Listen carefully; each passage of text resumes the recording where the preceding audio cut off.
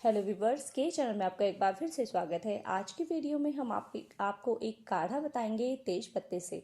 तेज पत्ता खड़े मसाले में आता है और ज़्यादातर लोग अपने किचन में इसे रखते हैं।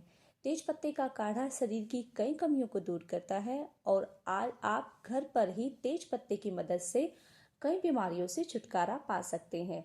ये काढ़ा आपके सर दर्द, कमर दर्द, नसों में खिंचाव होने पर, ठंड लगने पर आप इसे पी सकते हैं। इन सब के साथ साथ दिल से जुड़ी समस्याओं से भी आपको राहत मिलेगी। काढ़ा बनाने के लिए 1 लीटर पानी में 4-5 तेज पत्ता, आधा छोटा चम्मच अजवाइन, तेज पत्ता से आधा आप इसमें सौंफ डालें और स्वाद के अनुसार नमक डालें और इसे उबाल लें। तब तक आप इसे उबालें जब तक पानी आधा न रह जाए। जब पानी आधा रह जाए तो आप गैस को ऑफ कर दें और ठंडा होने के बाद आप इसे छान लें।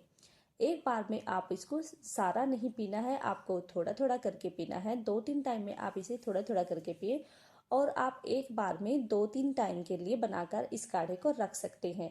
तो अगर आपको इनमें से कोई भी प्रॉब्लम है तो आप इस काढ़े को पी सकते हैं। वीडियो अगर पसंद आया है तो लाइक करिए। मिलते हैं नेक्स्ट वीडियो में, तब तक के लिए धन्यवाद।